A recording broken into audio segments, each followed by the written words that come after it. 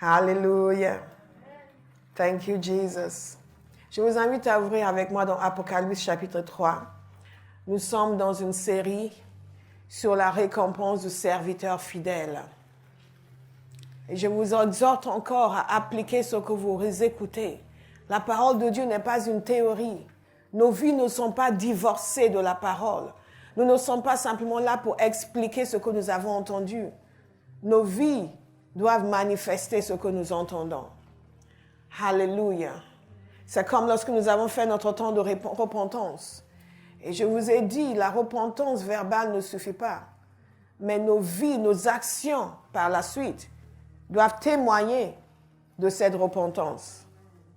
Doivent témoigner de cette repentance. Et j'observe les uns et les autres depuis pour voir dans quelle mesure nous avons des actions qui correspondent à ce que nous avons dit devant le Seigneur. Apocalypse chapitre 3, nous voulons que la parole de Dieu soit reflétée dans nos vies. Mais avant de vous lire dans Apocalypse, je vous rappelle encore la parole de Dieu dans Jean chapitre 12 qui nous accompagne depuis au verset 24. En vérité, je vous le dis, si le grain de blé tombe en terre, ne meurt pas, il reste seul. Mais s'il meurt, il porte beaucoup de fruits. Il y a un processus qui est inhérent à la nature. Un processus de mort, un processus où on se dessaisit de certaines choses. Il y a un processus qui consiste à se dessaisir de certains attributs pour revêtir d'autres. Pour que Dieu puisse vous utiliser, vous allez devoir mourir à certaines choses pour revêtir d'autres attributs. Et ce processus est le plus difficile. Le processus d'onction n'est pas ce qu'il y a de difficile. Être moi n'est pas compliqué. Mais être transformé est compliqué. Et si le grain de blé qui tombe par terre ne meurt, il reste seul. C'est dans la nature, c'est dans toute la création, c'est le processus de fonctionnement de Dieu. Jésus est venu. S'il n'était pas mort, il serait resté seul. Il est mort à la croix et par sa mort et sa résurrection, il a pu obtenir une église, un peuple qui lui appartient. Alléluia. Dans le processus de votre vie, vous allez devoir mourir à certaines choses, à une façon d'être, une façon de vivre, une façon de faire, une façon de vous concevoir. Et c'est par ce processus de mort que la vie va venir. Et cette vie va être extraordinaire, absolument extraordinaire. Et Jésus veut que nous comprenions que le but, c'est que nous portions beaucoup de fruits, pas que nous restions comme nous sommes, ou que nous puissions obtenir tout ce que nous voulons, ou que nous puissions vivre notre meilleure vie maintenant. Certains savent à quoi je fais allusion. S'il meurt, il porte beaucoup de fruits. Celui qui aime sa vie la perdra. Et celui qui déteste sa vie dans ce monde la conservera pour la vie éternelle. Si quelqu'un me sert, qu'il me suive, et là où je suis, là aussi sera mon serviteur. Si quelqu'un me sert, le Père l'honorera.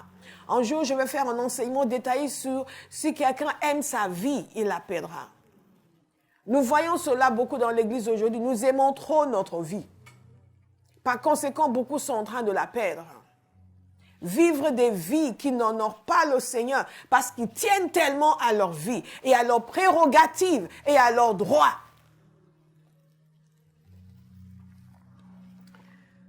Je veux porter beaucoup de fruits. Si quelqu'un me sert, qu'il me suive, et là où je suis, là aussi sera mon serviteur. Si quelqu'un me sert, le Père l'honorera. Notez cette phrase, soulignez-la, méditez-la, mémorisez-la. Confessez-la constamment sur vous. Si quelqu'un me sert, que cela entre à l'intérieur de vous. Que cela devienne une conviction totale et absolue. De telle sorte que vous êtes constamment en train de le servir. Que rien ne puisse vous empêcher de le servir. Parce que vous savez qu'il en va de l'honneur que Dieu va vous accorder. J'en suis tellement persuadée. Tellement persuadée. Nous devons en être persuadés. Nos petites guéguerres, nos petites luttes, nos petites bêtises, nos petites irritations, nos démissions, nos démissions sont dues au fait que nous n'avons pas compris. Que Jésus a dit, si quelqu'un me sert, le Père l'honorera. Notre refus à nous engager, notre refus à servir, notre refus est dû au fait que nous n'avons pas compris. Je vais le redire. Ce que quelqu'un n'a toujours pas compris dans cette église, c'est peut-être votre voisin, que si quelqu'un le sert, a dit Jésus, le Père l'honorera. Ça, c'est le prix suprême. C'est la récompense suprême. Être honoré par le Père. Bien-aimé, quand Dieu vous honore, vous êtes honoré. Oh, quand Dieu vous honore, vous êtes honoré. J'ai vu le Seigneur honorer une femme. J'étais encore jeune dans l'église et dans la foi et j'ai vu Dieu honorer une femme. J'étais bouche bée. J'ai dit, hey, waouh, moi je veux ça. Quand Dieu l'a honorée, j'étais là. C'est qui elle? Parce que je ne la connaissais pas. Dites, Seigneur, donne-moi de comprendre. Donne-moi de comprendre. Nous avons expliqué que la récompense est un principe fondamental du service chrétien. Que nous devons, Dieu ne nous doit rien. Nous lui devons tout. Nous avons l'obligation et le devoir de le servir. Voyez le témoignage que nous venons de voir. Il y a le salut que Dieu nous a donné qui nous rend débiteurs pour la vie. Ensuite, regardez ce genre de choses que Dieu fait dans la vie d'une personne. Il ouvre son entendement. Lui donne la capacité de recevoir la guérison. La délivre de quelque chose dont elle souffre depuis des années. Imaginez maintenant que cette personne dit, je ne veux pas le servir. On va dire, mais comment ça? Après tout, mais nous sommes tous comme ça. Nous avons chacun un témoignage de quelque chose que Dieu a fait pour nous. Ça, c'est une parole pour quelqu'un. Parce que ce n'est pas mon message. Mais ça entre dans mon message. Que Dieu a fait pour nous, mais nous oublions vite. Et nous commençons à penser que nous avons des prérogatives. Nous avons des droits. Et Jésus nous a dit, nous devons mourir. Kamela mono. Pour pouvoir recevoir cet honneur du Seigneur. La récompense est un principe fondamental du service chrétien. Dieu récompense toujours ceux qui le servent. Et nous avons vu de long en large les différents types de récompenses et aussi ce qui est nécessaire pour obtenir cette récompense. Les règles à respecter. Il ne suffit pas de faire, il y a une façon de faire. Il y a une attitude de cœur. Il y a une façon d'agir qui nous permet de recevoir la récompense. Nous les avons examinées longuement. Et je pense que vous êtes prêts là, Bauhaus, n'est-ce pas? Vous êtes prêts pour votre récompense. Vous êtes prêts pour servir de manière à obtenir la récompense. Parce que j'enseigne sur cela depuis le début de l'année. Tellement je tiens à ce que vous ayez votre récompense. Je pourrais juste vous dire que vous êtes censé servir, point. Et c'est vrai. Et nous avons vu toutes ces églises qui ont obtenu des promesses, à qui les promesses ont été données, mais aussi des menaces pour certains. L'église de Laodicée, nous avons vu son état. Terrifiant. Prenez tout ce que Dieu leur reproche et priez constamment contre cela dans votre vie. Mais nous allons terminer avec l'église de Laodicée, même si c'est la 6e église, parce que nous voulons finir avec une bonne nouvelle. Et il nous a dit ceci, écrit à l'ange de l'église de Philadelphie, écrit à l'ange de l'église de Philadelphie, voici ce que dit le saint, le véritable, celui qui a la clé de David, verset 7, qui a la clé de David, celui qui ouvre et personne ne pourra... Je pourrais camper là et enseigner pendant 3 heures. Nous allons refaire le festival de la parole. Le festival de la parole, c'est enseignement sur enseignement, sur enseignement, sur enseignement, sur enseignement. Le matin, j'enseigne pendant 3 heures. L'après-midi, pendant 2 heures. Le soir, pendant 3 heures. Quelqu'un sortira de là avec une révélation. Voici ce que dit le saint, le véritable, celui qui a la clé de David, celui qui ouvre et personne ne pourra fermer. Ah! Celui qui ferme et personne ne pourra ouvrir. Je connais tes œuvres. Voici, j'ai mis devant toi une porte ouverte que personne ne peut refermer. Parce que tu as peu de puissance et que tu as gardé ma parole sans renier mon nom. Je te donne des membres de la synagogue de Satan qui se prétendent juifs sans lettres et qui mentent. Je les ferai venir se prosterner à tes pieds et reconnaître que je t'ai aimé. Parce que tu as gardé mon ordre de persévérer. Je te garderai aussi à l'heure de la tentation qui va venir sur le monde entier pour mettre à l'épreuve les habitants de la terre. Je viens bientôt. Tiens ferme ce que tu as afin que personne ne prenne ta couronne. Du vainqueur, je ferai un pilier dans le temple de mon Dieu. Il n'en sortira plus jamais. J'écrirai sur lui le nom de mon Dieu, celui de la ville de mon Dieu, la nouvelle Jérusalem qui descend du ciel, d'auprès de mon Dieu, ainsi que mon nom nouveau. Que celui qui a des oreilles écoute ce que l'Esprit dit aux églises. Alléluia. Ici, il est question de l'église de Philadelphie. Et vous allez remarquer qu'il y a beaucoup d'églises qui s'appellent Philadelphie. Et il y a une raison pour cela. Vous connaissez une église qui s'appelle Laodicée? Non, pas du tout. Tu connais une église qui s'appelle Laodicée?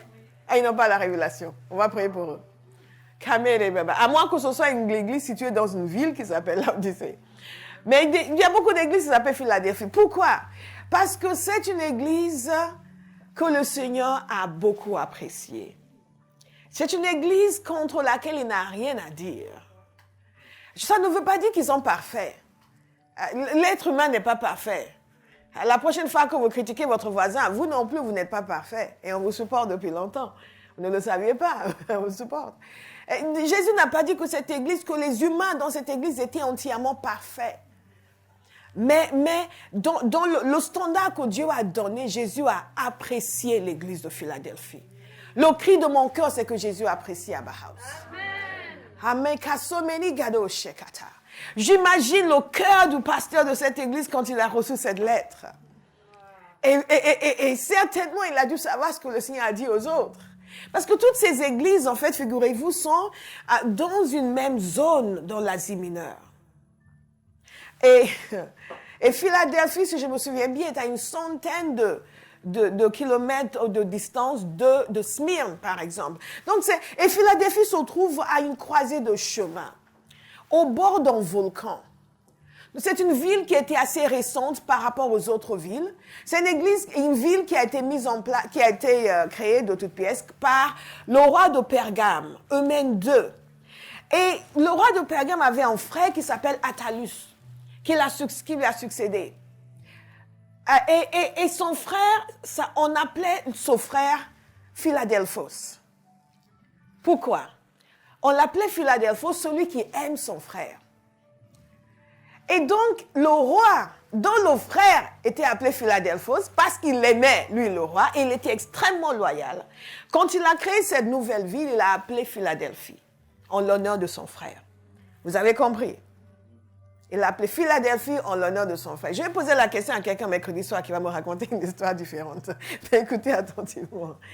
Donc, c'est vraiment une marque de loyauté de ce frère vis-à-vis de son frère qui est le roi, a valu qu'on lui donne le surnom Philadelphos, celui qui aime son frère. Et donc, le roi en question, quand il a créé la ville de Philadelphie, il a donné ce nom, Philadelphie, en l'honneur de son frère, qu'il aimait et qui était loyal envers lui. Et cette ville était donc plus récente que les autres villes que nous avons vues jusque-là. C'était une région volcanique, il y a eu des tremblements de terre, et les villes aux alentours ont été détruites. Nous avons parlé du tremblement de terre qu'a connu la ville de Sardes, par exemple. Mais Philadelphie n'avait pas vécu la destruction des autres villes. Toutefois, après le tremblement de terre, Philadelphie a continué à avoir des chocs en continu. Donc, les maisons, les bâtiments avaient des fissures. C'était assez dangereux de vivre à l'intérieur de la ville. Beaucoup de gens, donc, ont commencé à vivre dans des huttes, des abris de fortune à l'extérieur. Et avaient l'habitude, ce que je vous dis est très important pour la suite, pour la compréhension de ce que Jésus leur a dit, avaient l'habitude de sortir souvent de la ville. Dès qu'il y avait un choc qui s'annonçait, les gens couraient pour sortir de la ville et se mettre à l'extérieur. Ils entraient et ils sortaient. Il y avait une instabilité dans la vie des gens de Philadelphie. Une grande instabilité. Donc, c'est une ville donc, qui a été fondée, ça c'est quelque chose de très important, vous comprenez pourquoi par la suite. Une ville qui a été fondée exprès par Eumène, roi de Pergame. Mais cette ville, son objectif, c'était le rayonnement de la culture grecque. C'était donc une ville missionnaire pour la culture grecque. Et une ville qui était qui devait donc être utilisé, être en lieu à travers lequel la culture grecque serait diffusée dans toute la région de Phrygie, de Lydie, toutes les régions aux alentours. Et elle a bien joué son rôle. Parce qu'on estimait qu'en peu de temps, toute la région de Lydie avait perdu leur langue, ils ne parlaient que le grec. Ils avaient assimilé la culture grecque. C'est très important pour la suite, ce que Jésus va leur dire. Cette ville était une ville missionnaire pour la culture grecque. C'était une ville qui avait accès à d'autres villes. Une ville par laquelle les autres villes ont connu la transformation culturelle. Amen. Notez-le bien. Et plusieurs fois, le nom de cette ville a été changé. À un moment donné, ils ont vécu en tremblement de terre terrible qui a amené une destruction. Et Tibère César les avait aidés à reconstruire. Et donc, ils ont changé le nom de la ville en Néo-Césarée. À un autre moment, sous Vespasien, ils ont encore eu de l'aide de l'empereur et ils ont changé encore le nom de la ville. Et ainsi de suite. Et finalement, ils sont revenus au nom de Philadelphie. Cela aussi a son importance dans ce que Jésus va leur dire plus tard. Qu'est-ce que je veux vous dire encore? Aujourd'hui, la ville de Philadelphie existe encore. Et bien sûr, la partie antiquité a complètement disparu. Il y a quelques ruines. Et s'appelle Alasehir. Si vous allez en Turquie, vous pourrez visiter la ville de Philadelphie. Surtout que maintenant, il semblerait qu'ils sont plus ouverts sur le tourisme culturel chrétien. Vous pourrez aller en Turquie. Donc, qu'est-ce qui se passe dans cette ville? Jésus va s'adresser à l'église qui est à Philadelphie. Cette église a une particularité, comme je viens de vous dire, celle de n'avoir reçu que l'approbation de la part du Seigneur. Et il convient pour nous de méditer sur ce que Jésus a approuvé. Et aussi sur ce qu'il a dit sur lui-même et les relations qu'il avait avec cette église. Le Seigneur a commencé en disant, je connais tes œuvres. Non, il a commencé en disant, en se présentant comme le saint, le véritable, celui qui a la clé de David, celui qui ouvre, personne ne pourra fermer, celui qui ferme et personne ne pourra ouvrir. Cette appellation, cette manière de se décrire est extrêmement importante pour nous, dans la compréhension de ce que Jésus veut pour la vie de Philadelphie et ce que Jésus veut pour nous, parce que chaque église doit aspirer à recevoir du Seigneur la même approbation que l'église de Philadelphie. Qu'est-ce que Jésus approuve?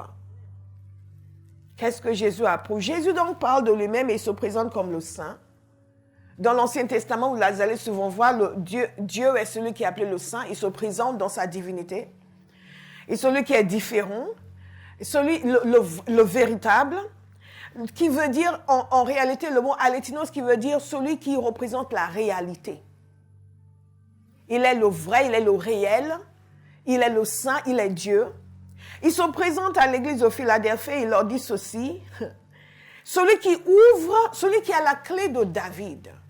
La clé de David, nous l'avons vu déjà dans les Écritures, dans Ésaïe.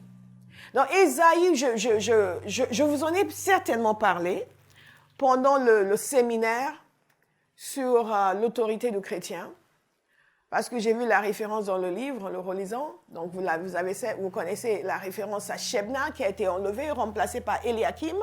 Et Dieu a dit qu'il donnait à Eliakim la clé de la maison de David. Et que ce qu'il ouvrait, je pense que je vous ai mis la référence ici. Oui, Ésaïe 43, verset 14. Ainsi parle l'Éternel, votre Rédempteur, le Saint d'Israël. Non, ce n'est pas du tout ce bon verset. C'est Ésaïe 22. Ésaïe 22, 21 à 22.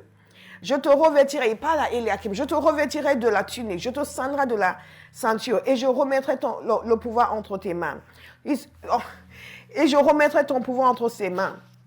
Il sera un père pour les habitants de Jérusalem et pour la maison de Juda. Je mettrai sur son épaule la clé de la maison de David. Quand il ouvrira, nul ne fermera. Quand il fermera, nul n'ouvrira. Donc, cette référence à Eliakim, certains considèrent que c'est un précurseur du Messie. Tout le monde n'est pas d'accord là-dessus. Mais ce qui est important, c'est que Dieu avait déjà dit cela de Eliakim, qui a remplacé Shebna, pour dire, je lui donne la pleine autorité. Je lui donne les pleins pouvoirs. Il sera un père pour mon peuple. Et Jésus parle ici de lui-même comme celui qui détient la clé de David.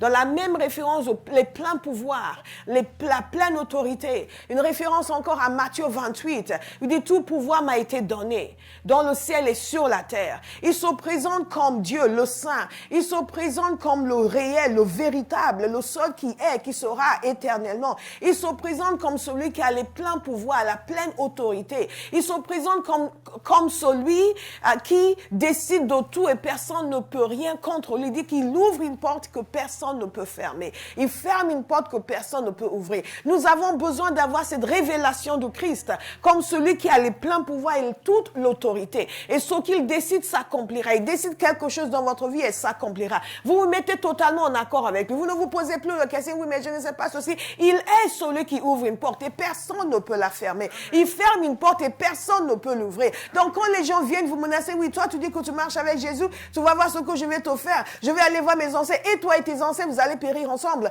Parce que quand Jésus ouvre une porte, personne ne peut la fermer. Quand tu fermes une porte, personne ne peut l'ouvrir. Il a fermé la porte de la méchanceté dans ma vie. Il a fermé la porte de la sorcellerie dans ma vie. Et cette porte ne pourra plus jamais être ouverte. Allez rassembler tout ce que vous avez. Sacrifiez tous les animaux que vous avez. Ça ne peut rien contre le sang qui a été versé pour moi. Cette porte-là est fermée pour toujours dans ma vie. Elle ne sera plus jamais ouverte. Et quand il ouvre des portes d'opportunité, personne ne peut les fermer. Quand il ouvre des portes pour l'évangile, personne ne peut le faire. Mais la seule chose qui manque à Dieu, c'est des hommes et des femmes qui vont lui faire confiance. Ce n'est pas la capacité d'agir, ce n'est pas la puissance pour agir, ce n'est pas l'opportunité pour agir. C'est des hommes et des femmes qui vont lui faire confiance, qui vont croire qu'il est ce qu'il dit être et il fait ce qu'il dit qu'il fait. Nous avons besoin de méditer.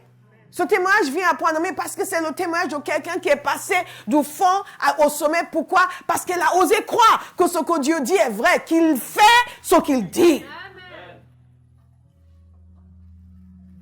Et Jésus donc dit qui il est pour susciter la foi dans le cœur de quelqu'un. Pour dire quand même, ça suffit d'être pusillanime. Ça suffit de toujours voir les choses négatives. Ça suffit de penser que nous ne pouvons pas. Quand Jésus ouvre une porte, personne ne peut la fermer. Quand qu'il soit vrai et tout en menteur. Est-ce qu'il y a une génération comme ça qui se lève à Bauhaus aujourd'hui? Il se présente donc. Il exprime sa suprématie. Et il parle de celui qui ouvre une porte. Et ensuite, je vais garder mon verset sous les yeux. Il dit, mon passage sous les yeux, il dit ceci. Voici, je connais tes œuvres. Voici, j'ai mis devant toi une porte ouverte que personne ne peut refermer. Vous avez remarqué? Il commence en se présentant comme celui qui ouvre une porte et personne ne peut la fermer. Qui ferme une porte et personne ne peut ouvrir. Et tout de suite, il te dit, maintenant toi, j'ai ouvert une porte devant toi. Et personne ne peut la fermer. Donc, ce n'est pas gratuit. Il ne s'est pas présenté comme ça gratuitement, juste pour se donner des titres. Il se présente comme ça pour que celui qui l'entend puisse croire que ce qu'il dit est vrai. Je suis celui qui ouvre une porte et personne ne peut la fermer. Maintenant, tout concernant, j'ai ouvert une porte et personne ne pourra la fermer. Si je le connais comme celui qui ouvre une porte et que personne ne peut la fermer, je suis obligé de croire quand il me dit, moi, qu'il a ouvert une porte devant moi, que personne ne peut fermer. Oui, le Seigneur m'a dit, oui, je sais, le Dieu a dit qu'il ouvre une porte, mais je ne sais pas parce que ce matin, je me suis réveillée et j'ai senti une tristesse. Wake up! Il ouvre une porte et personne ne peut la fermer. Amen. Ni la tristesse que tu ressens, ni la douleur que tu ressens. Rien. Personne ne peut la fermer. Le Seigneur nous invite à une autre dimension de foi. Donc, il dit cela, j'ouvre une porte devant toi que personne ne peut refermer parce que tu as peu de puissance et que tu as gardé ma parole sans renier mon nom. Regardez ce que Jésus apprécie chez ces gens. Qu'est-ce qu'il leur dit? J'ouvre une porte devant toi. Et qu'est-ce qu'il apprécie chez ces gens? Il dit, tu as gardé ma parole. I am so excited about this. La première chose, c'est qu'il a ouvert une porte. Une porte ouverte, qu'est-ce que ça veut dire dans les Écritures? Une porte ouverte, je vous cite 1 Corinthiens 16, verset 8. Il dit, cependant, je resterai à Éphèse jusqu'à la Pentecôte, car une porte m'y est largement ouverte pour un travail efficace. Et les adversaires sont nombreux. Colossiens 4, verset 3. Priez en même temps pour nous, que Dieu nous ouvre une porte pour la parole, afin que je puisse annoncer le mystère de Christ à cause duquel je suis emprisonné et que je le fasse connaître de la façon dont je dois en parler. 2 Corinthiens 2, verset 12. Au reste, lorsque je fus arrivé à Troas pour l'évangile de Christ, quoique le Seigneur m'y eût ouvert une porte, je n'eus point de repos d'esprit parce que je ne trouvais pas Tite, mon frère. C'est pourquoi, ayant pris congé d'eux, je suis parti pour la Macédoine. Ces 3 témoignages de la bouche de l'apôtre Paul nous font comprendre que quand Jésus parle d'ouvrir une porte devant une église, il parle de leur donner un accès aux gens pour pouvoir annoncer sa parole. Il leur donne l'opportunité pour évangéliser. Il prépare le chemin devant eux. Il leur donne la possibilité de faire le travail de l'évangile. Si j'ouvre devant toi une porte, j'ai ouvert devant toi une porte que personne, j'ai mis devant toi une porte ouverte que personne ne peut refermer. Nous devons le croire. Aucune église ne peut servir le Seigneur, gagner des âmes, si elle ne croit pas que Jésus a ouvert une porte devant elle que personne ne peut refermer. Beaucoup de gens croient que la porte est fermée et c'est à elle de l'ouvrir. Ou même que dès lors où la porte est fermée, on ne peut rien. Pendant des années, j'ai entendu des gens dire à l'église, oui, mais la France est dure. Oui, mais la France, c'est pas évident. Je vous interdis de dire une bêtise pareille dans cette église. Ah oui, mais tu sais, en France, les gens ne croient pas en Dieu. Non.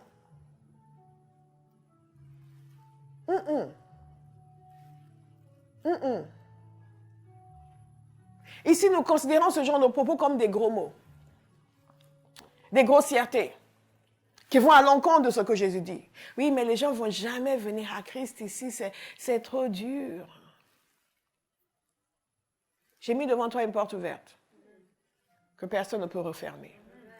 J'ai mis devant toi une porte ouverte, que personne ne peut refermer. Si nous exercions la même foi pour l'œuvre de l'Évangile que ce que nous exercions pour nos vies, pour nos besoins, nous aurions des résultats spectaculaires.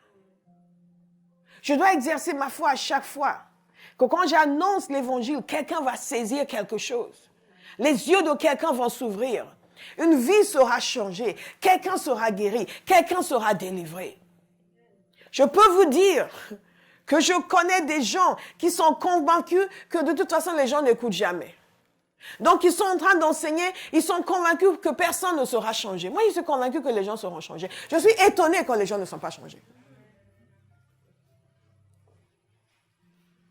Tout dépend de ce que vous croyez. Jésus dit, j'ai mis devant toi une porte ouverte que personne ne peut refermer. On dit, parce que tu as peu de puissance et que tu as gardé ma parole sans renier mon nom. Une porte ouverte, c'est des opportunités pour annoncer l'évangile.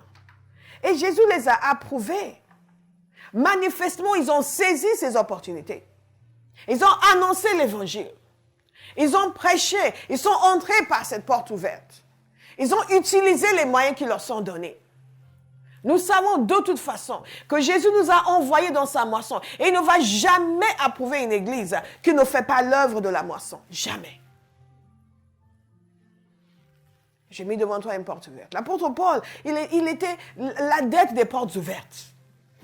Dieu a ouvert une porte ici. Et quand il dit, priez pour moi, afin qu'il nous ouvre une porte pour annoncer l'évangile. Quelqu'un dit, oh, je pensais qu'il devait une porte de prospérité. Parce que quand nous parlons de portes ouvertes, nous ne parlons que des choses qui nous sont personnelles, qui sont liées à nos besoins. Mais nous ne comprenons pas que Jésus a dit que quand nous cherchons le royaume de Dieu, le reste nous est ajouté. Thank you, Jesus. Ils ont peu de puissance. Donc parce qu'ils ont peu de puissance, ils ne sont pas comme l'église de Laodicée, qui était fière d'elle-même, de ce qu'elle avait, de ce qu'elle était, de ce qu'elle est devenue. Pas comme les Laodicéens, il y en a beaucoup dans nos églises, qui sont sûrs d'eux-mêmes, qui ont de l'assurance. Ah, moi, là où je suis aujourd'hui, la grâce qui est sur ma vie. Non, c'est des gens qui comptaient exclusivement sur le Seigneur, qui étaient conscients du fait que qu'est-ce que nous avons, qu'est-ce que nous sommes. Sans Dieu, nous ne sommes rien. Nous ne sommes rien. Il y a un serviteur de Dieu que j'aime beaucoup et qui loue le Seigneur avec extravagance. Et Dieu l'utilise avec puissance. Et il y a des gens qui sont assez ils sont assez ignorants pour lui dire, oui, avec la statue que tu as, et tu danses encore comme ça. Je dis, mais comment pensez-vous que je suis arrivé là? Et comment est-ce que je vais rester là? En reconnaissant que devant lui, je ne suis rien. Tout ce que j'ai, c'est grâce à lui. Donc je danse, je saute, je le loue, je me réjouis, je reconnais que j'ai peu de puissance et que s'il y a puissance quelconque, c'est grâce à lui. Si je vais pouvoir entrer par cette porte qu'il a ouverte, ce n'est pas parce que je dispose de ça, c'est parce que sa puissance va agir en ma faveur et va m'aider, et va me porter, et va me soutenir. Beaucoup de gens n'osent pas faire confiance à Dieu à cause de ce qu'ils n'ont pas. Dieu ne dépend pas de ce que vous avez, vous dépendez de ce qu'il a. Oui, mais mon frère, si on avait ça, ah bon? Et si on avait Dieu? Il doit compter pour quelque chose dans cette affaire. Il doit compter pour quelque chose dans cette affaire. La dépendance était entière. Mais ils ne se sont pas vantés. Mais nous sommes aussi. Non, Jésus a dit, vous avez gardé ma parole sans renier mon nom. Vous avez gardé ma parole. Il a dit, parce que tu as gardé ma parole sans renier mon nom. Quand Jésus vient vous célébrer parce que vous avez gardé sa parole sans renier son nom, ça veut dire que vous avez eu des opportunités pour renier son nom. Vous avez eu la possibilité de renier son nom. Vous avez vécu des circonstances qui auraient pu vous pousser à renier son nom. Vous avez gardé ma parole sans renier mon nom. Réfléchissez. Jésus ne vient pas célébrer quelqu'un pour sa fidélité s'il n'a pas eu l'occasion d'être infidèle. Vous devez avoir eu la possibilité d'être infidèle et résister à la tentation pour être célébré pour votre fidélité. C'est la raison pour laquelle quand les gens arrivent et qu'ils sont mal en point, ils disent « Ah, je suis fidèle, je ne les crois pas. » Je ne crois à leur fidélité que lorsqu'ils sont bien. Qu'ils sont bien comme il faut, restaurer à fond la caisse, qu'ils ont le grand poste qu'ils cherchaient, tout ce qu'ils voulaient, et que leur vie est en état. Là, je vais voir s'ils sont vraiment fidèles. Quand ils ont la possibilité d'être infidèles et qu'ils sont fidèles, quand Jésus vient célébrer notre fidélité, c'est que nous avons vécu des situations de la vie. Nous avons vécu des circonstances qui auraient pu nous pousser à l'infidélité. Des situations où certains, dans le même cas que nous, se sont montrés infidèles. C'est pour cela que Dieu permet que nous vivions certaines choses qui ne sont pas très agréables. Il a dit à Israël, je vous ai laissé, et dans le désert, je vous ai testé pour voir, pour vous faire comprendre que l'homme ne vivra pas de pain seulement, mais de toute parole qui sort de la bouche de Dieu. Makema, pour tous ceux qui pensent que dès qu'il y a quelque chose de compliqué, de difficile, le Seigneur n'est pas dedans. Non, parfois le Seigneur est là où c'est le plus compliqué, le plus difficile, parce qu'il va tester nos cœurs pour voir si nous serons fidèles. Dieu n'est pas un papa gâteau. C'est un formateur et un meneur d'hommes. Il appelle son église une armée, pas une crèche. Et ça, nous ne l'avons pas encore compris. Et tu n'as pas renié mon nom. Le même Jésus qui nous a dit, dans la vie, vous aurez des tribulations. Il célèbre ces gens parce qu'ils n'ont pas renié son nom. Ce qui veut dire qu'ils ont vécu des tribulations. Qu'ils ont vécu des difficultés. Et ils ont gardé leur cœur pour le Seigneur. Ils ont persévéré au milieu de l'affliction. Ils ont persévéré. Ils ont continué à franchir cette porte ouverte, à annoncer l'évangile contre vents et marées. Quelles que soient les réactions, quelles que soient les circonstances, quel que soit le comportement des gens à qui ils annonçaient l'évangile, quel que soit ce qui se produisait ici ou là, ils ont maintenu le cap. Abba House, nous allons maintenir le cap. Amen. Nous allons maintenir le cap. Nous allons maintenir le cap. Je ne sais pas pour vous, mais moi, je vais maintenir le cap. J'ai mis ma vie sur l'autel. La seule chose qui va me séparer de Dieu, me séparer de son œuvre, c'est la mort. I will die preaching the gospel. Kamera bosogereshe. Living for Jesus. Makema de la shegeri. Et je ne dis pas cela parce que je n'ai pas connu de difficultés. J'en ai connu. What a mighty God we serve. Hey, hey, hey. Et comment? Mais il y a un temps où Dieu va vous éprouver. Pas qui va vous accabler de problèmes. Non, il va vous tester. Il va vous observer. Tu sais, je te suivrai, je ferai tout ce que tu veux. Ça, c'est la déclaration. Vient ensuite la démonstration. Mets ton masque. God is a good God. Je veux que vous compreniez qu'il y a beaucoup plus derrière ces mots que ce que ça ne nous paraît. Tu n'as pas renié mon nom. Quand Jésus vient vous dire cela, Abba House, quelle joie, quelle célébration. Je ne sais pas ce que les gens pensaient de cette église. L'église de Sardes, les gens pensaient beaucoup de bien d'eux. Mais peut-être que de l'église de Philadelphie, c'est qui ces gens-là, mais ils sont stupides. Qu'est-ce qu'ils font? Qu'est-ce qu'ils fabriquent? Parce que les gens que Dieu apprécie, souvent les humains n'apprécient pas. Alléluia. Tout le monde appréciait l'église de Sardes, mais l'église de Philadelphie, on ne sait pas ce que les gens pensaient d'eux, mais on sait ce que Jésus pensait d'eux. Il a célébré leur fidélité. Il a célébré leur persévérance. Il a célébré leur fidélité à annoncer l'évangile.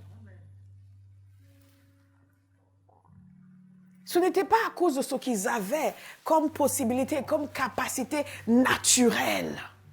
Nous jugeons les églises par ce qu'ils ont dans le naturel.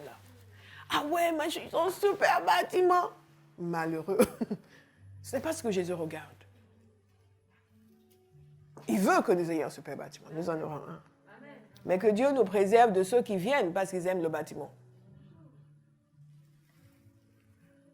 On va prier pour qu'ils ne viennent pas chez nous. Dieu ne nous a pas appelés pour être un lieu de décoration.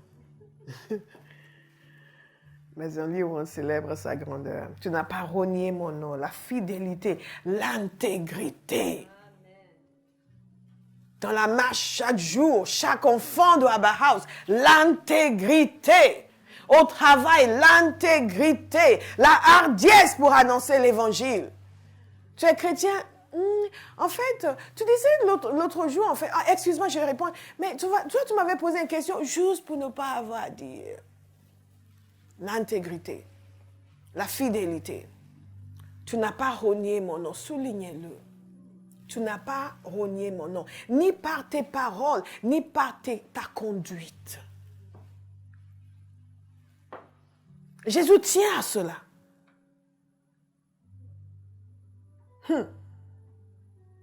Tu as gardé ma parole sans renier mon nom. Tu as gardé ma parole. Pour la garder, il faut la connaître. Donc, ils la connaissaient et ils obéissaient. Ils vivaient une vie conforme à l'évangile. Ils faisaient ce que Jésus a dit de faire. Allez, faites des nations des disciples. Ils le servaient. Tu as gardé ma parole. Ils le servaient de tout leur cœur et ils n'ont pas renié son nom. On aurait pensé que Jésus viendrait pour dire oui, parce que tu as fait cette superbe mission en Anatolie et tu as bâti ceci, même pas l'Anatolie, en Lydie ou en Phrygie et tout, et des choses qui nous impressionnent. Nous, une chorale de 200 voix. Vous avez chanté, le ciel a tremblé. Non. La fidélité, l'intégrité, la connaissance de la parole, l'obéissance à la parole, le service, l'évangélisation. Toutes ces choses qui ne nous paraissent pas cool, ce sont les choses que Jésus apprécie. Certains seront même déçus. Ah bon, c'est tout? Oui. Nous devons revoir nos copies bien-aimées. Quels sont nos modèles? Quels sont nos modèles d'église? Voici ce que Jésus appelle une église modèle. Et il dit ceci. Et qu'est-ce que Jésus est merveilleux. On ne perd pas au change avec lui. Ils ont gardé l'ordre de persévérer. Nous avons ordre de persévérer. Nous n'avons pas ordre de reculer. Nous n'avons pas ordre de démissionner. Nous n'avons pas ordre de claquer la porte. Nous avons ordre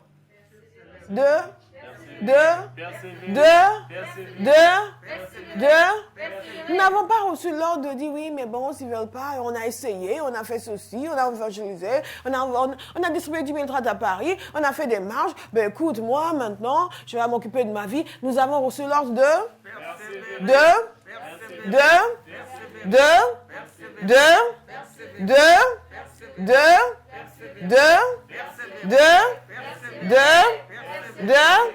Et au fur et à mesure que vous le déclarez, la grâce pour persévérer tombe sur vous. On ne parle pas pour ne rien dire ici. On parle pour provoquer quelque chose. C'est ce que beaucoup de gens ne comprennent pas. Ils pensent que c'est juste une répétition pour faire plaisir au pasteur. Je peux le lire. Hein. Je n'ai pas besoin de vous entendre. On déclenche quelque chose. We trigger something in the spirit. Ce sont des principes spirituels. We trigger something. Parce que les choses sont déclenchées par la parole. Nous avons reçu l'ordre de persévérer. Le plus difficile, ce n'est pas de commencer. Le plus difficile, ce n'était pas de commencer cette église. C'est persévérer. Et persévérer encore. Et persévérer encore. Et nous allons persévérer.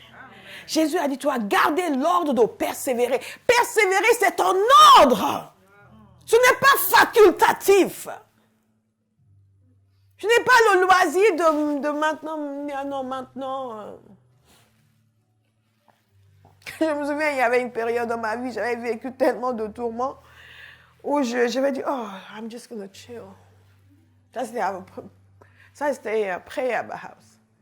C'est juste, je ne voulais plus d'histoire. Je ne voulais plus de problèmes. J'étais fatiguée, émotionnellement, mentalement. J'étais dépensée. On m'avait passé par le rouleau et par l'aspirateur et par le rouleau compresseur. Et il restait juste une version aplatie de ma personne.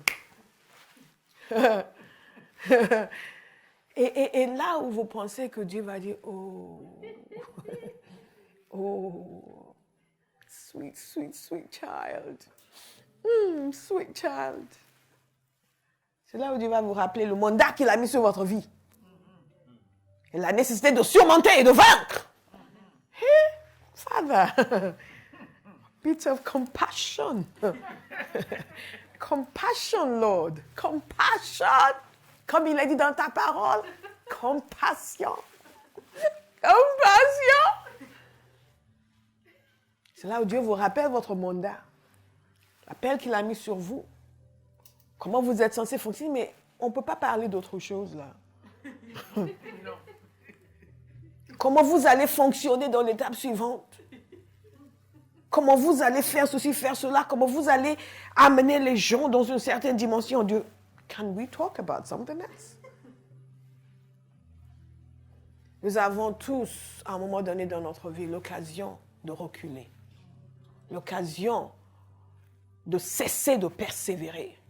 L'occasion de renier son nom. Il y a beaucoup de gens dans le monde d'aujourd'hui qui étaient dans l'église, qui ont renié son nom. Qui ont trouvé que oui, il s'est passé ça, il s'est passé ça. Ce n'est pas à cause de ça, c'est à cause de toi. Quelqu'un qui me suit, je parle à quelqu'un qui s'appelle Constance ce matin. Dieu t'appelle à la fidélité. Nous allons continuer. J'aime ce que Dieu aime. La persévérance a toujours une récompense. Il y a des gens que je vois, ce genre de témoignage pour moi est le résultat de la persévérance. Pas la sienne, la mienne.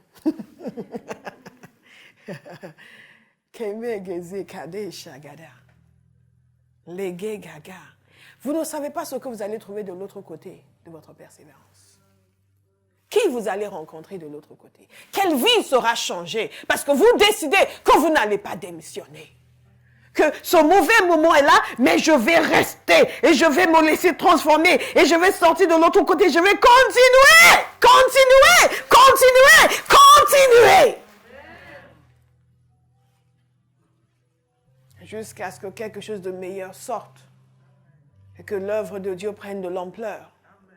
Continuez, continuez, continuez. Abba House va continuer, continuer, continuer, persévérer, persévérer, continuer, continuer. La grâce pour continuer. Ne pas retourner en arrière. Continuez. Vous avez gardé l'ordre de persévérer. Jésus était sensible à cela. Ce qui veut dire qu'il y avait beaucoup de raisons pour ne pas persévérer. Qu'est-ce que vous vivez qui vous semble si extraordinaire? Oui, moi je vais abandonner quoi? Nous ne sommes pas de ceux qui abandonnent. Amen. Nous ne sommes pas de ceux qui abandonnent. Nous ne sommes pas de ceux qui lâchent. Non, nous ne sommes pas de ceux qui retournent en arrière. Non, nous allons persévérer. Ce qui nous intéresse, ce n'est pas la facilité, ce n'est pas l'approbation des humains. C'est que Jésus nous regarde et qu'il dit, tu as gardé l'ordre de persévérer. Le jour où je vais me tenir devant Dieu, je veux l'entendre me le dire. Amen. Les gens viennent, les gens vont, mais Dieu est constant. Et un jour, il va me le dire. Parce que j'ai eu cette vision de moi devant le trône de Dieu. C'est une des choses qui m'ont poussé à obéir à Dieu. Je m'en suis vue nue, sans mes prétextes. J'en avais beaucoup de prétextes pour ne pas servir le Seigneur. Et je me suis vue seule. Mes prétextes m'avaient quitté. Les mains vides, nues devant Dieu. J'ai dit, my God, this will not be my life. Que Dieu ouvre les yeux de quelqu'un aujourd'hui. Amen. Avant de faire un mauvais choix, avant de prendre une mauvaise décision. Amen. Qui va vous amener dans 20, 30 ans à pleurer, à dire, mais pourquoi j'ai fait ça? Que Dieu vous ouvre les yeux pour voir les conséquences éternelles de votre choix, de persévérer ou non. Amen. Les grandes destinées souffrent des grandes difficultés. Parce que c'est comme ça que vous êtes façonnés. Que ce qui est en vous va sortir. Tous ces gens qui ont petit problème, mais je ne sais pas, mais je regarde, what is the matter with you? What is the matter with you? Kamanaka. En grec, ça veut dire qu'est-ce qui ne va pas?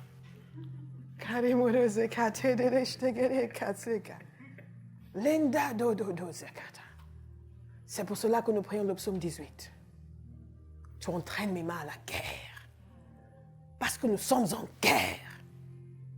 Que si nous ne laissons pas Jésus entraîner nos mains à la guerre, nous n'allons pas persévérer. Nous allons écouter les gens qui ne savent pas de quoi ils parlent. Si votre destinée est déterminée par la voix de quelqu'un qui n'a pas entendu Dieu, vous êtes cuit. Mais je crois des choses meilleures vous concernant. Tu as gardé l'ordre de persévérer. Mais imaginez à quel point c'est important pour le Seigneur. J'ai une image de moi dans un appartement où j'habitais à l'époque à Charenton, allongé sur mon lit. Tout ce que je voulais, c'est qu'on me lève tranquille. J'ai encore cette image devant les yeux. Et Dieu qui venait me parler du ministère.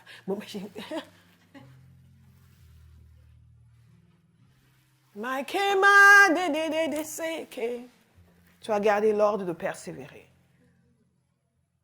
Devant le trône de Dieu, les mains vides. Ces choses ne sont pas réelles pour la plupart d'entre nous. La seule chose qui est réelle pour nous, c'est nos vacances d'été. Il y a certains d'entre vous, maintenant, vous ne pensez qu'à vos vacances d'été. On vous dit, priez pour avoir les yeux ouverts. Oui, oui, Seigneur, les vacances d'été. Ah oui, les yeux ouverts, s'il te plaît. Vous demandez l'argent pour les vacances d'été. Vous dites, Seigneur, montre-moi où je dois aller. Où je dois aller? Oui, est-ce que je dois aller au Baléares? Est-ce que je dois aller à Nice? Est-ce que Seigneur, montre-moi? Et c'est votre sujet de prière.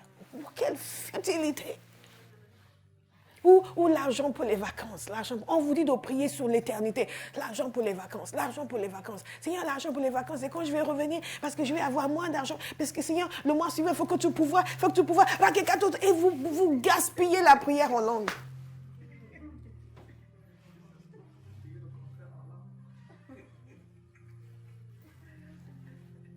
Le Saint-Esprit vous amène à dire, pardonne ma bêtise. Et vous priez en langue. Pardonne ma bêtise.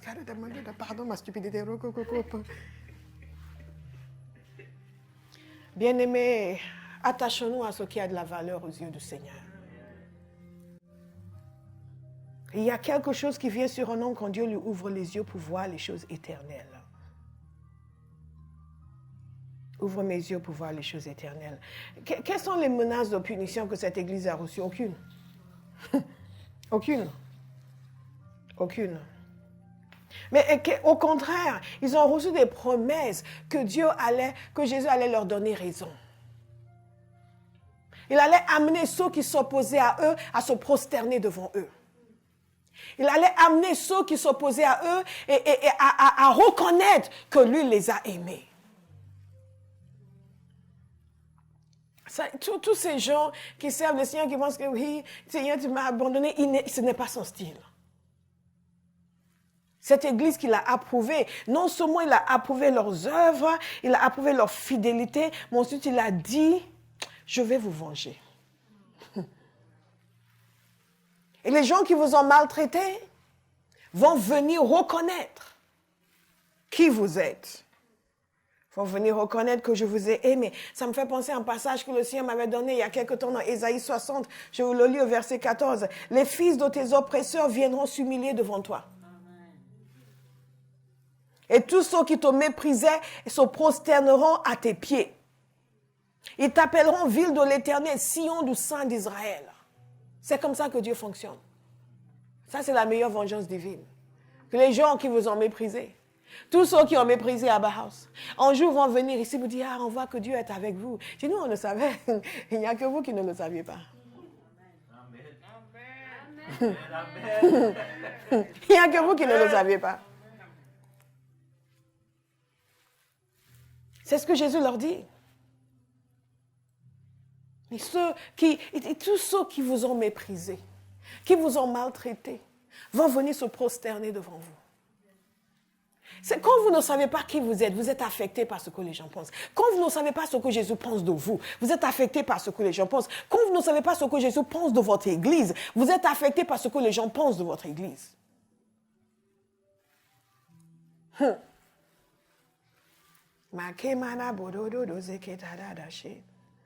Il dit ceci.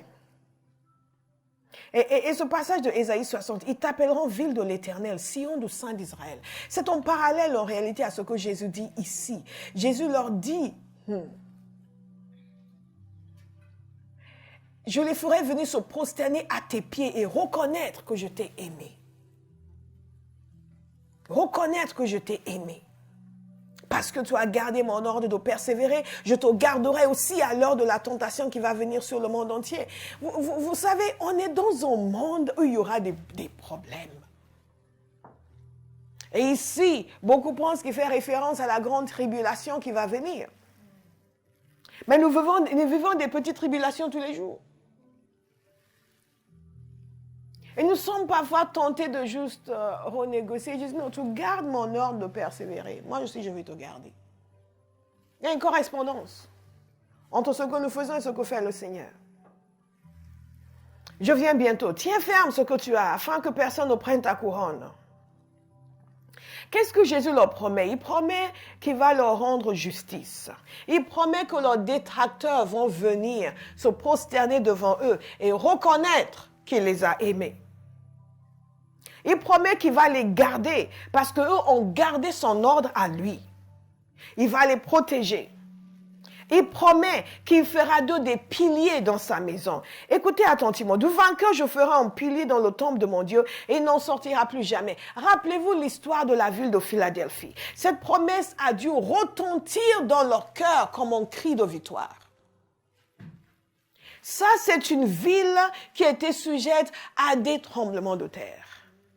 où les maisons tremblaient en continu, sans stabilité et sans constance. Et Jésus a dit, je ferai du vainqueur un pilier. En d'autres termes, il va être ferme, il va être stable. Il dit, il va, regardez ce qu'il dit par la suite, c'est vraiment extraordinaire. Il dit ceci, et dans le temple de mon Dieu, et il n'en sortira plus jamais. Donc le tremblement vient, on est déstabilisé, on sort de la ville et on revient, et on sort encore, et on revient. Ce sentiment d'instabilité en permanence. Jésus dit, moi je vous amène dans une autre dimension de vie. Je fais de vous des piliers, solides, stables. Et pas passer, c'est va-et-vient, on court, on revient, on court, instabilité, disparue pour toujours. Et une des marques d'honneur dans cette ville, pour ceux qui avaient bien servi leur ville, c'était qu'on mettait leur nom sur les temples, sur les piliers des temples. Et Jésus dit ceci, toi tu seras un pilier dans le temple de mon Dieu. À la fois au ciel et ici sur terre. Parce que celui qui sert le Seigneur comme il faut, Dieu fait de lui un pilier dans sa maison. Amen. Alléluia. Pas un profiteur dans sa maison, mais un pilier dans sa maison. Yes. Vous pouvez me citer. Pas un profiteur dans sa maison, mais un pilier dans sa maison. Et il n'en sortira plus jamais. Les piliers se tiennent sur la fondation. Les piliers représentent la force, la puissance. C'est tout ça que Dieu promet, la stabilité et l'honneur.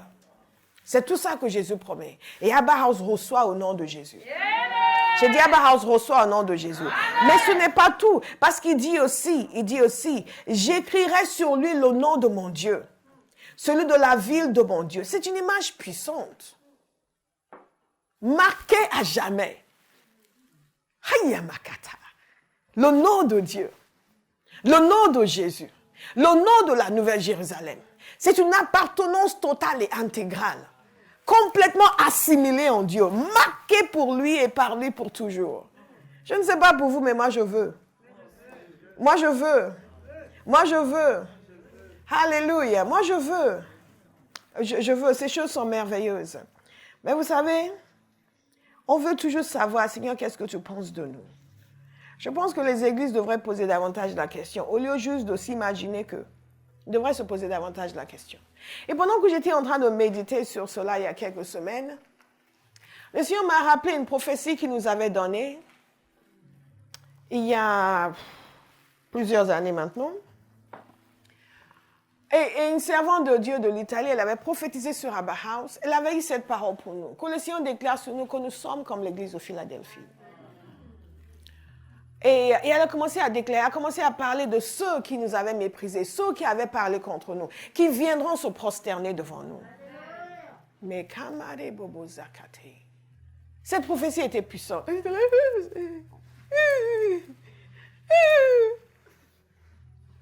Béni, béni, blessed, blessed, blessed, blessed. Blessed. Blessed. Lord. You call us the Church of Philadelphia? Seriously? Seriously, Lord?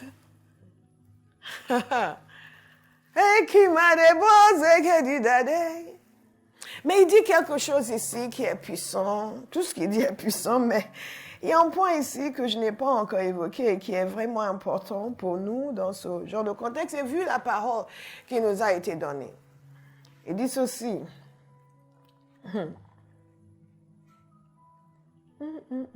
Je viens bientôt, tiens ferme ce que tu as, afin que personne ne prenne ta couronne. Tiens ferme ce que tu as, afin que personne ne prenne ta couronne. Et je pense que je vous avais mis quelques versets ici concernant cela, parce que je ne voulais pas oublier, mais je ne sais pas où je les ai mis. God is a good God. If I find them, I'll give them to you. And if I don't, you will have to believe me. Afin que personne ne te prenne ta couronne. En fait, littéralement, ce qu'il veut dire dans ce passage, n'est pas que quelqu'un va venir juste voler ta couronne. C'est que Dieu peut prendre ta couronne et la donner à quelqu'un d'autre. Je veux attirer votre attention sur cela. Tiens ferme ce que tu as, afin que personne ne te prenne ta couronne. J'ai commencé à méditer sur cela, que le Seigneur nous avait appelé une église comme l'église de Philadelphie. Mais nous devons tenir ferme ce que nous avons. Pour que Dieu ne décide pas un jour de prendre cette couronne et donner à quelqu'un d'autre. Vous savez, c'est déjà produit dans la parole de Dieu. La couronne de Saül a été donnée à David. La couronne de Shebna a été donnée à Eliakim. Je vous ai cité le passage. Et il y a beaucoup de gens qui pensent que, oui, on fait comme on veut, mais c'est pas grave, le Seigneur. Non, non, non. Tiens ferme ce que tu as. En d'autres termes, il est venu, il les a approuvés. Il les a aimés. Mais il leur a donné un conseil. Faites attention. Faites attention. Gardez bien ce que vous avez. Ne changez pas pour aller dans un autre sens. N'abandonnez pas ces vertus que j'ai approuvées. Ne commencez pas à fonctionner différemment. N'allez pas imiter d'autres personnes. Ne rétrogradez pas. N'abandonnez pas. Gardez bien. Tenez ferme. Que personne ne vous prenne votre couronne. Bien-aimé, Dieu remplace les gens. J'ai appris cela. Dieu remplace les gens. Et il remplace des églises. J'ai vu dans ma vie des églises remplacées. J'ai vu des églises remplacées.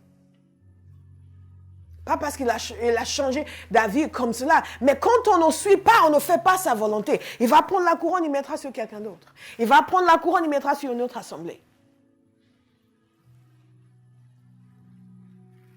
Donc même cette église de Philadelphie qui a toutes ces bonnes choses dites sur elle, n'est pas du tout appelée à se relâcher. Elle est appelée à être encore plus vigilante qu'avant. Encore plus vigilante qu'avant. Beaucoup de personnes n'ont pas tenu ferme. Beaucoup de personnes ont bien commencé et après d'autres voix sont venues leur parler et se sont dispersées dans tous les sens. Beaucoup de personnes qui ont mal commencé se sont ressaisies et ont commencé à aller en profondeur avec le Seigneur. La personne qui te pousse à rétrograder aujourd'hui peut se repentir demain. Et devenir zélé pour le Seigneur pendant que toi, tu es parti dans autre chose. La personne qui te pousse à être moins zélé aujourd'hui et à te dire beaucoup de choses pour que tu sois beaucoup plus cool et que tu t'occupes d'autre chose. La personne, un jour pour avoir une révélation que toi, tu avais eue mais que tu n'avais pas gardée. La personne peut un jour avoir une révélation et devenir un pilier dans la maison. Pendant que toi, tu deviens un rolling stone. Une pierre qui roule. Nous sommes bénis. Mais si le Seigneur nous a dit que nous sommes comme l'église de Philadelphie, ça veut dire aussi qu'il a mis devant nous une porte ouverte que personne ne peut fermer. Et nous devons le croire. Une porte ouverte que personne ne peut fermer. C'est donc un appel pour nous de nous mobiliser sérieusement dans l'œuvre de l'Évangile. Et obéir et faire ce qu'il veut pour gagner notre génération à Christ. Il a mis devant nous une porte ouverte que personne ne peut fermer. Nous ne fonctionnons pas selon les sons, selon la vue, selon ce que nous avons entendu de qui que ce soit, mais selon ce que Jésus a dit. J'ai mis devant toi une porte ouverte que personne ne peut fermer. Une autre mentalité, une autre façon de penser, une autre façon de voir. Donc cette personne qui dit, ah mais je ne veux pas Jésus, au lieu de faire, ouais, ben écoute, c'est pas grave. Ah non, non, il va venir. Une autre façon de faire, une autre façon de penser. Dites à quelqu'un, Jésus a mis devant nous une porte ouverte que personne ne peut fermer.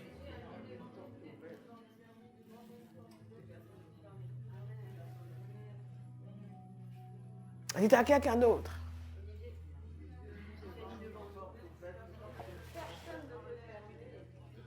Personne ne peut fermer. Personne ne peut la fermer. Personne ne peut la fermer. Aucun détracteur ne peut la fermer. Vous pouvez empêcher un tel ou un tel de venir à Barres, mais vous ne pouvez pas fermer la porte que Dieu a ouverte. Absolument pas. Absolument pas. Absolument pas. Absolument pas. Personne ne peut la fermer. Personne. Personne. Personne. Il y a une jeune fille qui me disait une fois que elle avait rencontré un garçon qui lui dit, t'es encore à Barres?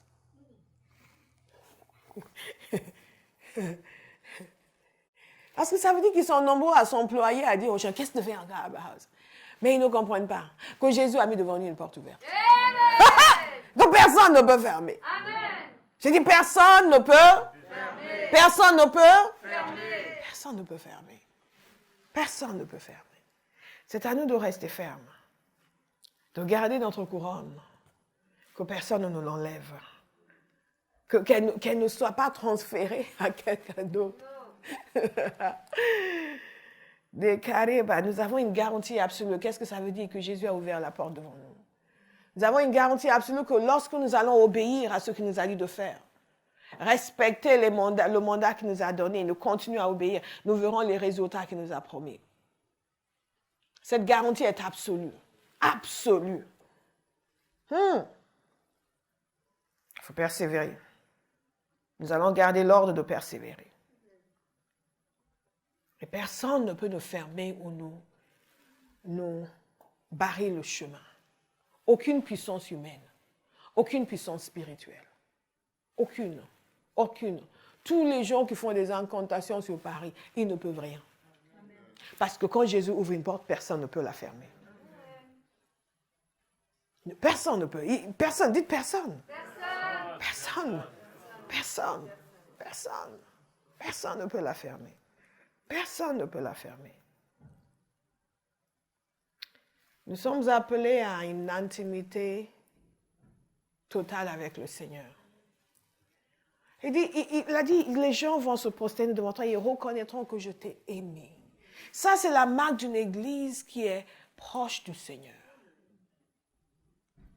Une église qui est intime avec le Seigneur. Une église où les gens aiment Jésus. Pas juste ce que Jésus leur donne. Parfois, les gens chantent Jésus est mon ami de tous les jours. Pour pouvoir dire, il m'a donné ça, ceci, il a fait ça pour moi, il a fait ça pour moi. Oui, mais qu'est-ce que tu as fait pour lui? L'intimité. Donc, je veux vous dire ce matin à Bauhaus que la grâce de Dieu est sur nous. Il nous a donné les exemples à suivre. Il nous a montré ce qu'il aime dans l'Église et ce qu'il n'aime pas dans l'Église. C'est notre choix d'être l'Église que Jésus aime.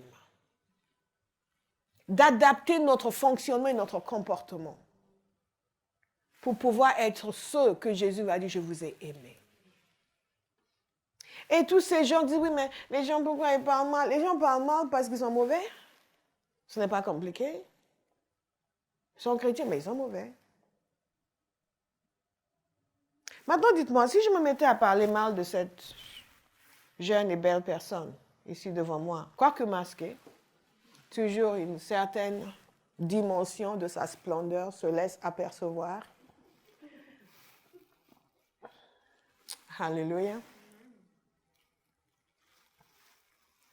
Si je me mettais à brouter des choses sur elle partout, parler mal d'elle partout, vous allez dire que sûrement il y a quelque chose qui ne va pas avec elle?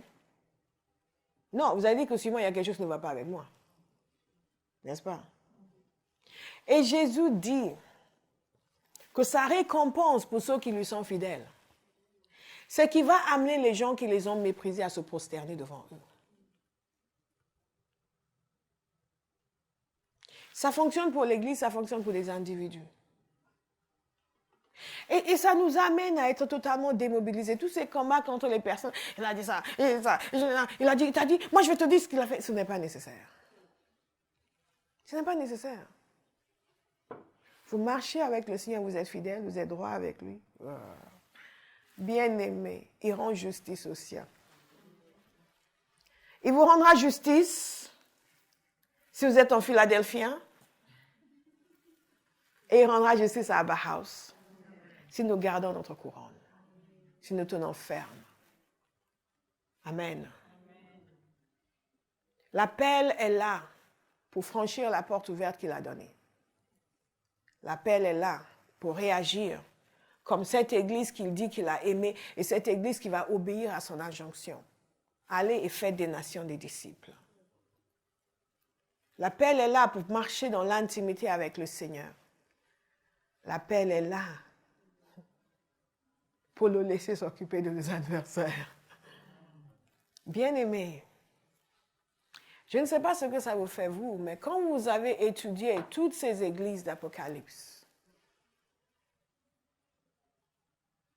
et qu'ensuite vous arrivez sur une église que Jésus a aimée, une église contre laquelle il n'a rien à dire.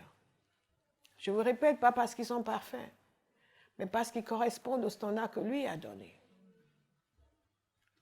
Et bien sûr, c'est pondéré pour l'humanité, notre humanité. Tout cela a été pondéré. Aux critères que lui a donnés, pas que les humains ont donnés. Et dit, cette église-là, j'approuve. Et que Dieu nous donne une parole prophétique et dit que nous sommes l'église de Philadelphie. Je ne sais pas pour vous, mais moi, it just blesses me. Parce que la seule chose qui compte, c'est que Jésus nous approuve. En dépit de notre humanité. En dépit de nos insuffisances. Qu'il nous approuve. Et nous devons nous examiner en continu et dire, Seigneur, est-ce que nous sommes toujours en phase avec ton cœur? Est-ce que nous faisons ce qui est agréable? Est-ce que nous ne sommes pas, est-ce que nous ne risquons pas de perdre notre couronne? Parce qu'il y a de nouvelles personnes ici qui n'étaient pas là quand Jésus nous a dit cela. Donc examinez-vous. Est-ce que votre vie, quand cela est ajouté à la vie de tous les autres à Bauhaus, nous permet de garder notre couronne? Ou est-ce que votre fonctionnement au sein de cette maison pourrait nous entraîner à perdre notre couronne si nous laissons faire? Nous terminons sur une note très positive, mais aussi sur une note qui nous amène à beaucoup réfléchir. Est-ce que vous êtes d'accord avec moi? Les promesses sont là. Vous serez un pilier dans la maison de mon Dieu. On va mettre sur vous le nom du Père, le nom du Fils, même le nom de la Nouvelle Jérusalem. Une appartenance totale et intégrale, la vengeance divine. Dieu vous rendra justice. Tout cela est là. La question est de savoir dans quelle mesure est-ce que nous nous sommes qualifiés. Nous allons nous lever, nous allons prier.